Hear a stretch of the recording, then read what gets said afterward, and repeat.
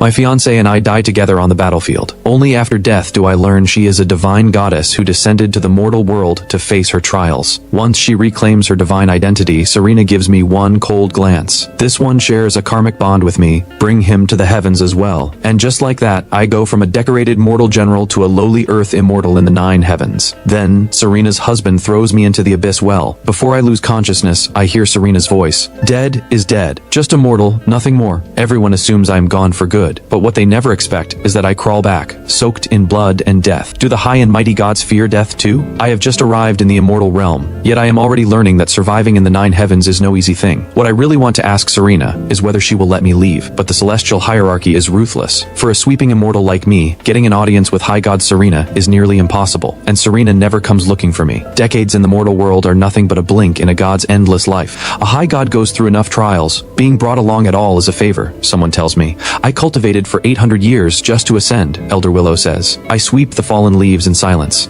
Sometimes I drift back to memories of the mortal world, the vast desert, wind and sand hitting my face, rough grains biting into my skin. I ride hard, sword in hand, hoof beats thunder. The faces of fallen brothers grow blurry, fading further away with every passing moment. The next time I see Serena is at a birthday banquet in the southern celestial palace. They are short on servants, so I am assigned to help. When Serena arrives with her fiancé, I am at the door greeting guests. As they pass by me, the high god beside her, Dorian, lets his gaze linger on me for just a moment. So this is the one you brought back from the mortal world? I hear he was even a general down there. Then why is his cultivation so pathetically weak? Mortals have no spiritual roots. The fact that he ascended at all is a miracle. The immortals around us burst into laughter. Talk about lucky. So many cultivate their whole lives and get nothing. And a worthless fool like him actually ascends? Serena and Dorian leave together hand in hand. She does not spare this little scene a second thought. I suddenly remember how it used to be every time I returned victorious from battle, Serena would ride out of the city to meet me. Back then she said, "General, your gifts are extraordinary. Knowing you in this lifetime, even death would be no regret. I try hard to cultivate, but advancing beyond Earth immortal is nearly impossible. Elysian Valley is full of treasures. Dorian sometimes feeds his spirit beast rare pills, while someone like me would be executed just for touching one. I ask Elder Willow how to advance. He laughs at my naivety. Only the divine born can truly cultivate.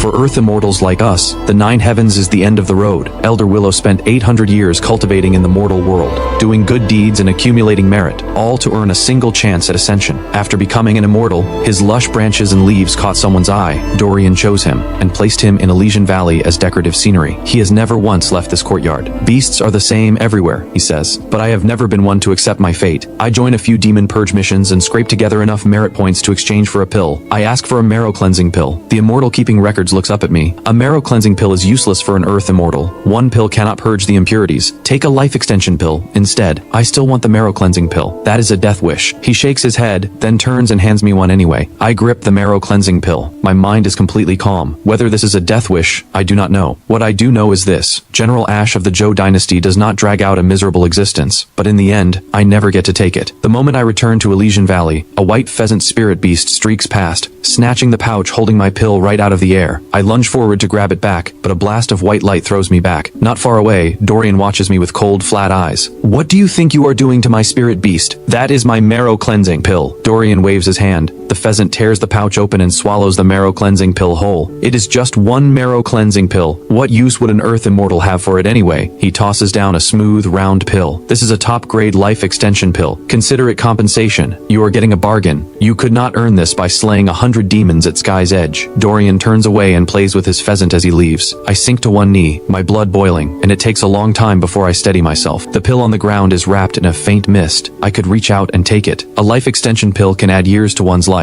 As long as I keep dragging on, I can live a few years longer. But all I want is that marrow cleansing pill. Before long, Elder Willow takes his human form and walks slowly to my side. Every misfortune carries a hidden blessing. You just gained quite a few extra years. Elder Willow is very old now. His leaves grow thinner every year. Take it. Elder Willow stares at me, caught off guard. My lifespan is nearly up. It would do me no good. Yes, when one's time runs out, even the gods cannot help. Dorian has forbidden Elder Willow from leaving, and will not allow him to exchange for any pills. Elder Willow is truly aging now. Soon he will wither into dead wood. Sometimes he sighs. Becoming an immortal is less free than living as a mortal. If only I were a divine-born sacred tree. There is a clan of divine trees in the Western realm. I have heard even high gods bow to them. One tree and you are already a power unto yourself. How wonderful. Yes, How wonderful. Back in the mortal world, Master Rex used to say, "The mighty and powerful, do they truly own the world?" Then he died. The royal city went right on feasting and celebrating, loud and glittering as ever, while my master froze to death on the frontier. The powerful feast behind closed doors while the powerless die in the cold. So the 9 heavens is no different. Cross a high god, and you cannot take a single step forward. Dorian does not even need to act himself. I am blocked at every turn. Every courtyard I sweep, something goes wrong. In Earth Immortal assessments, I never place. On demon purge missions at Sky's Edge, I am always sent to the most dangerous yet most pointless positions. One night, the moon god's chariot cuts across the sky. Elder Willow secretly pulls me from the water. The frost pool is bone-deep cold, and my cultivation is too weak to endure it. My face goes white as a ghost. If it were not the middle of the night, I would not dare pull you out either. Can you not just endure it? When you live under someone else's roof, you bow your head. Keep your head down for a few decades and people will forget all about you. Why pick a fight head-on with a high immortal? So, how did the frost pool feel? Elder Willow examines me and lets out a long sigh. The cold has gone into your bones. Your foundation was already weak to begin with. Now there is even less hope.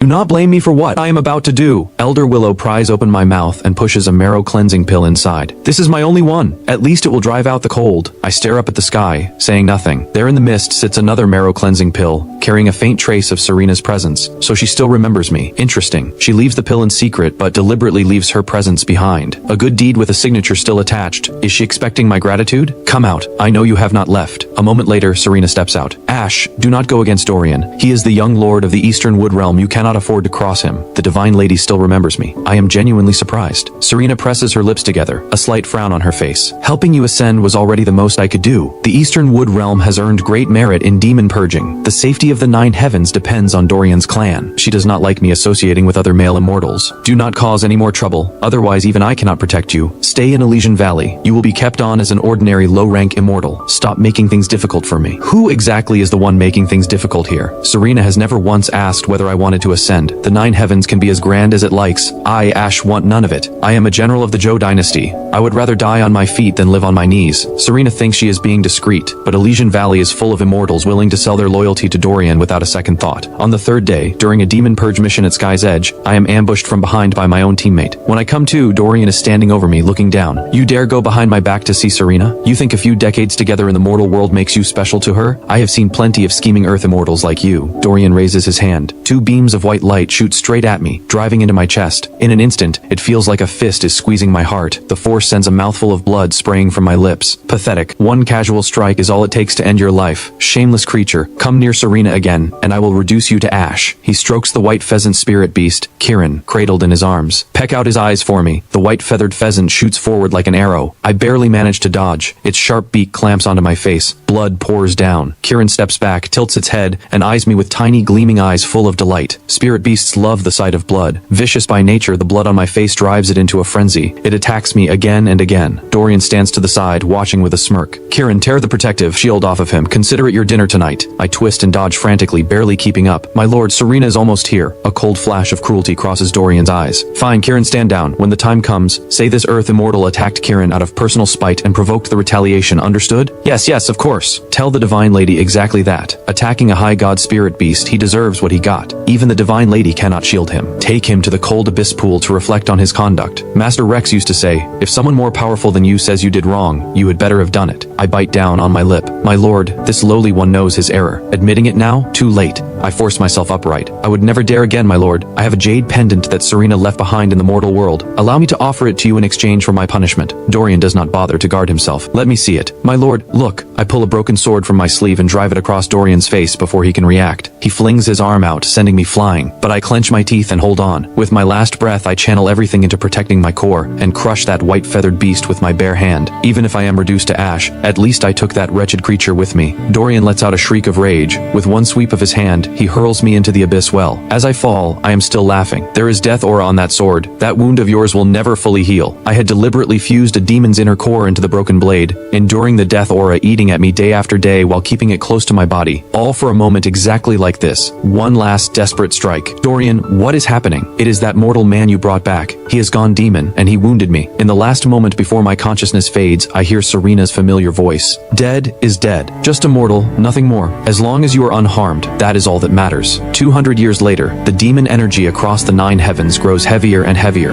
Earth immortals can no longer handle it. Even many high gods are called in to purge the demons, just to keep the 9 heavens from falling apart. And the abyss well, no one knows what is wrong with it, but it has been churning for 200 years. I heard that ever since that demon turned Earth immortal fell in, the demon realm has been unsettled. What could one Earth immortal possibly stir up? Just clean up and move on. Today Divine Lady Serena and High God Dorian are coming for the demon purge mission. I have to go watch. Maybe I can even grab something out of it. 2 Earth immortals mutter between themselves as they hastily sweep the area around the abyss well, then rush off toward Dorian's side. Then the demon energy inside the abyss well surges violently. The swirling energy tears open a gap. A hand covered in scars suddenly grips the stone edge of the well. So, who did you say is coming for the demon purge today? The 2 Earth immortals freeze where they stand. Pure terror floods their eyes. A demon. They exchange one look. With trembling hands they raise their standard issue immortal swords. Low-grade blades, not replaced in 2,000 years. Earth immortals have little power to speak of. They are always used as cannon fodder in demon purge missions. Against ordinary demons there is at least room to run. But whatever has crawled out of the abyss well is clearly not some mindless low-level creature. Of course, the one who crawled out is me. The one who became an immortal for no good reason and was wrongfully destroyed. Why so quiet? Who is coming for the demon purge today? It is High God Dorian and Divine Lady Serena. Well, old acquaintances as it turns out. Off to one side, a purple-robed Earth immortal suddenly roars and charges at me. Demon, I will take you down with me if it is the last thing I do. I sidestep without effort and close my hand around his fragile throat. I do not know his name, so I will call him Violet. Violet, what do you think happens when an Earth immortal jumps into the abyss well? His face goes red. He cannot speak. I turn with a grin toward the green-robed female immortal standing frozen on the other side. What do you think? Ivy, I think they die. No one really knows what lies at the bottom of the abyss well. Just saying they die seems a little imprecise, does it not? Tell you what, let us throw Violet in and see whether he dies. Ivy stands rooted to the spot, sweat breaking out across her forehead. I flip my hand and toss Violet straight into the abyss well. With her companion gone, Ivy finally breaks down and bursts into tears. I crouch beside her and wait. After quite a while, my patience runs thin. I stand up and tap her leg with my toe. Let me ask you something. What do you wish to ask, Honored One? Honored One. That strange little title almost makes me laugh. Do Earth immortals not all carry message talismans? Why did you not crush one to call for help? Message talismans are too valuable. Earth immortals have to earn them with demon purge merit points. I go silent. The 9 heavens gets worse by the day. Now they are rationing message talismans for Earth immortals, though I can almost understand it. After all, these self-righteous high immortals and high gods are not exactly having an easy time of it either. Ivy, do you think Violet is dead or alive right now? Ivy says nothing. Terrified I will throw her in to find out. She stays quiet and I do not push her. I ramble on to myself. If we never look, then Violet is both dead and alive at the same time. Is that not wonderful? Neither dead nor alive, immortal forever. High gods have spent ages searching for the secret to eternal life. Why not just throw everyone into the abyss well, ascend and fall in, never check the outcome? Would the 9 heavens not have its immortality at last? Ivy stares at me like I am a monster. Do not worry. You are the first friend I have made since coming back to the 9 heavens. I will not throw you in. Who said anything about being friends? You are a demon lord. We have been talking all this time, and we even survived Violet's great ordeal together. How are we not friends? You are talking nonsense. You do not even know my name. Names are just labels. From now on, your name is Ivy. Ivy accepts the name without resistance, because my sword is pressed against her throat, and refusing would mean joining Violet at the bottom of the well. Come on, Ivy. Let us go watch how High God Dorian and Divine Lady Serena purge demons and uphold justice. The wind at sky's edge howls just as it always has. At the top of a great lush divine tree, Dorian stands at the peak. Not far ahead, Serena holds a long sword, watching coldly as Earth immortals march in line to their deaths. Every demon is saturated with death aura. One touch and an Earth immortal's fate becomes worse than death. Today's demons are especially vicious. Death aura sprays in every direction, and the blood of Earth immortals soaks an entire stretch of white sand red. Even with things this grim, the 2 high gods still stand back with their arms folded,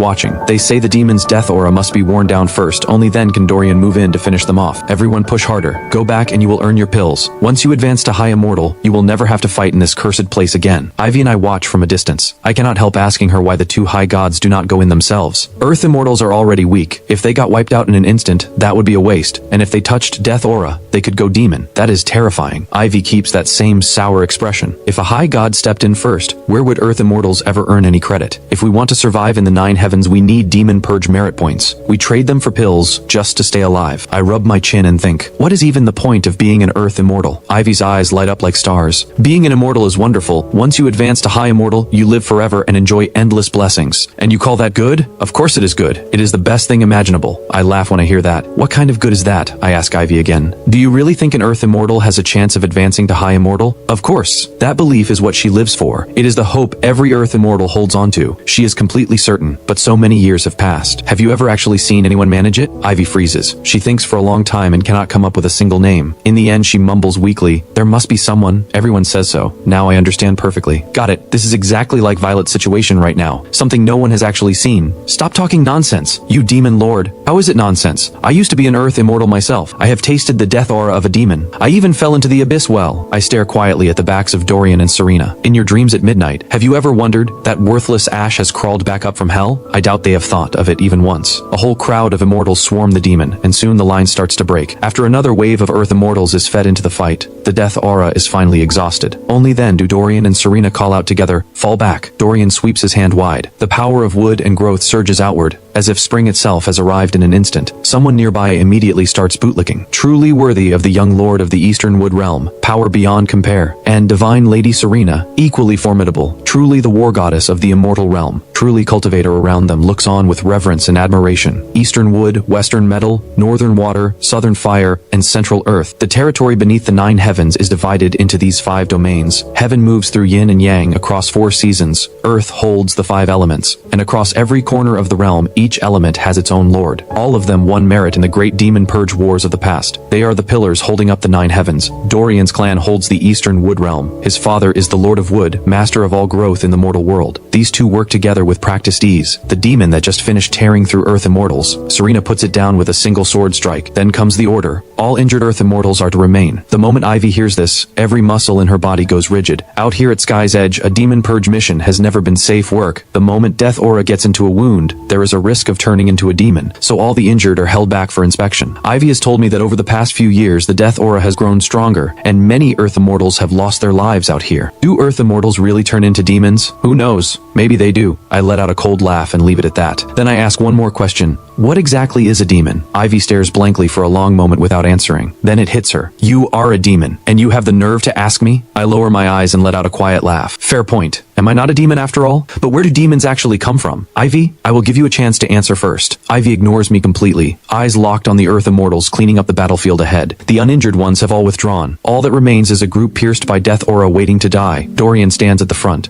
A solid gold mask covers his face. No one can read his expression. I stare at that mask, and the corner of my mouth lifts on its own. The death aura on that broken sword must have given him plenty to deal with. As long as he suffers, I am satisfied. Dorian casually points out a few Earth Immortals. These ones, the death aura has gone too deep into their bones. The rest may go. You have all worked hard today. Go collect your merit points. The ones who were singled out shake with fear, completely lost. One of the braver ones speaks up. My lord, what about us? We were wounded fighting for the 9 heavens. Are you just going to leave us here? Exactly. This is too cruel. Who told you to be so weak? Who else is there to blame? That single line chokes the words right out of them. Those who want to fight back are pulled away by their companions. Several Earth Immortals stand there helplessly, still appealing to Dorian and Serena. Serena does not even lift her eyes. She drops one cold line. Life and death are fate. When you chose to cultivate, you accepted this. But we have not gone demon yet. The death aura is deep in our bones. Going demon is only a matter of time. Serena, you are all dead either way. Everyone is stunned. My lord, what do you mean by that? Serena turns her back, playing deaf and saying nothing. Dorian raises his hand and binds the remaining Earth Immortals in place, then releases his spirit beast. He sends the creature to attack Earth Immortals who cannot fight back, that same white-feathered beast. So my attack back then was not enough to kill it after all. Beside me, Ivy goes completely blank. She stammers, What is happening? Her face is pure shock. She cannot understand why Dorian would slaughter his own people, but what happens next shatters her worldview entirely. Kirin drives its beak straight into an Earth Immortal's core. Screams erupt. The inner core is ripped out and delivered into Dorian's hands. Dorian strokes that white beast with visible satisfaction, and his eyes carry a deep current of cold cruelty. If that worthless ash had not wounded me, would I really need to heal myself with these filthy, wretched Earth Immortal inner cores? He begins channeling his power, working to absorb the inner core. When the mask comes off, across that handsome face runs a deep wound, flesh twisted and split open, still seeping black energy. He cannot withstand the death aura eating into him. That wound has never healed. He has already gone demon. I am not the only one who sees it. The bound Earth Immortals figure it out too. Demon, you have gone demon. Dorian needs the Earth Immortals' inner cores to suppress the death aura precisely because he has gone demon. The day I struck him with that death aura-laced sword, if he had been willing to suffer through it, he could have suppressed it with his own cultivation. But look at him now. He cannot endure even a drop of hardship. So the death aura sank all the way into his bones, and he became a demon outright. The Earth Immortals cry out to Serena.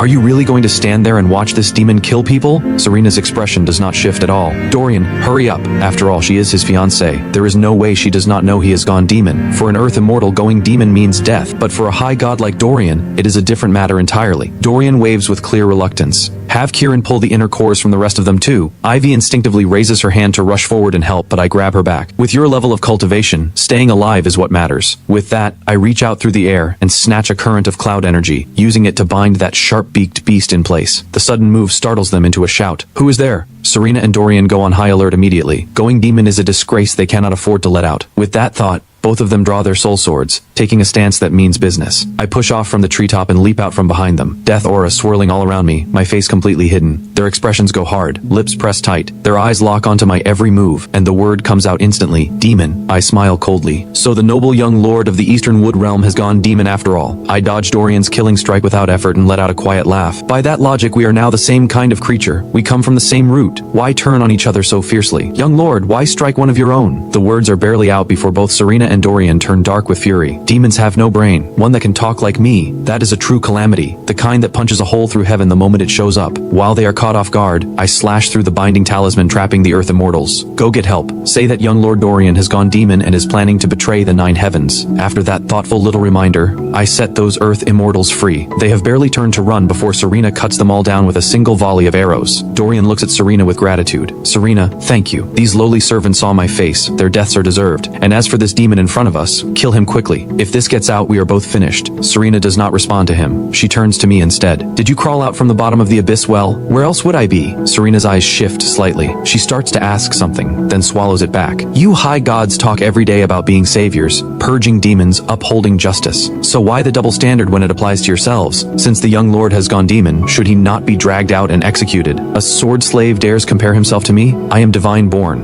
a high god's body. My father is the lord of wood himself. Me killing a few earth immortals to suppress my death aura. That is their honor. What right does a demon lord like you have to question me? He raises his sword to silence me for good. Dorian has grown too comfortable in the 9 heavens. He has forgotten that he has gone demon now and is no match for me. The moment the long sword swings out, I snap it in half. Serena barely blocks one of my strikes. She grabs Dorian, crushes a message talisman, and in a few leaps they vanish without a trace. Into the talisman she shouts urgently, a demon lord has appeared. 16 earth immortals dead. Young Lord Dorian seriously wounded. Send reinforcements immediately. She runs that fast. Not because she fears losing to me, but because she fears my death aura will trigger Dorian's demon nature and send him fully over the edge. So even the high and mighty gods fear pain and death. I watch the backs of those two disappearing into the distance and do not bother chasing. Ivy, whose presence I had hidden, says nothing at all. Everything she just witnessed has shattered everything she thought she knew. She stands there, blank-faced, lost in her own head. Ivy, come back. Ivy lifts her head, dazed. Why? Why is any of this happening? Why did Dorian go demon? Why are they killing innocent earth immortals? What does Ash even want? I let a slow smile creep across my face and ask Ivy the question she could not answer before. Where do demons actually come from? Beneath the abyss well, the ancient demon gods are sealed away. The 5 elemental lords, in the name of purging demons and upholding justice, sealed the demon gods into the abyss well at Sky's edge. The death aura that leaks out corrupts and turns earth immortals into demons. But why would even high gods go demon? I tuck away the echo stone and calmly begin setting up a formation. The moment the last stone drops into place, a massive wall of water erupts open. The images of Dorian and Serena are projected directly onto it, playing back the exact moment they slaughtered those earth immortals to silence them. I let out a cold laugh. Divine born? Ancient demon gods? Ivy, there are no demons at the bottom of the abyss well, only the bones of earth immortals trapped forever with no hope of rebirth. I turn her head by force and point toward the radiant shimmering clouds in the distance. Do you see that? The secret behind the 9 heavens' eternal power is hidden at the bottom of that well. That spiritual energy that never fades.